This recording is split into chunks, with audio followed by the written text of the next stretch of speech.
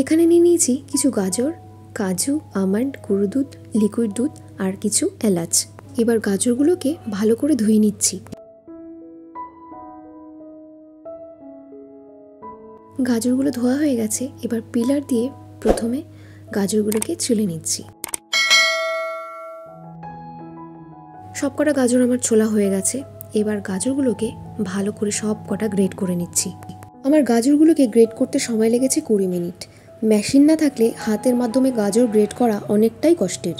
আমার সবকটা গাজর গ্রেট করা হয়ে গেছে। আমার কড়াইও গরম হয়ে গেছে। এবার আমি কড়াইতে দিয়ে দিচ্ছি পরিমাণ মতো ঘি।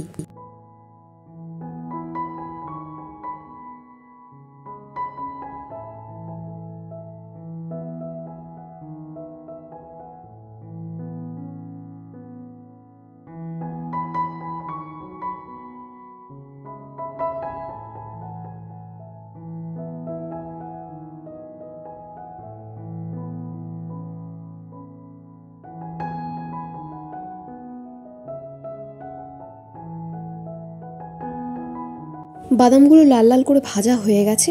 এবার এর মধ্যে আমি দিয়ে দিচ্ছি গ্রেট করে রাখা গাজরগুলো।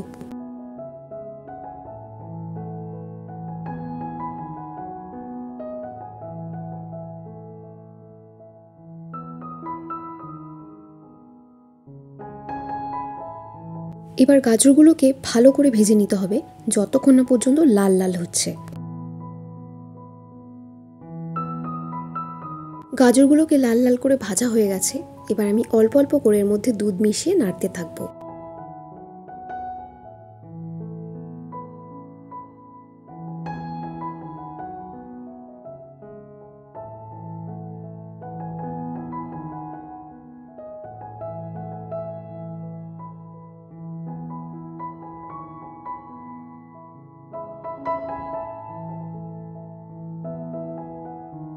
আমি সামান্য পরিমাণে একটু নুন দিয়েছি।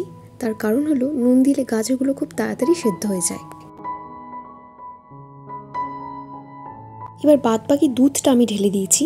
যতক্ষণ না পর্যন্ত গাজরের হালুয়া অর্ধেক হয়ে যায় ততক্ষণ পর্যন্ত আমি কড়াইতে এটা নাড়িয়ে যাব।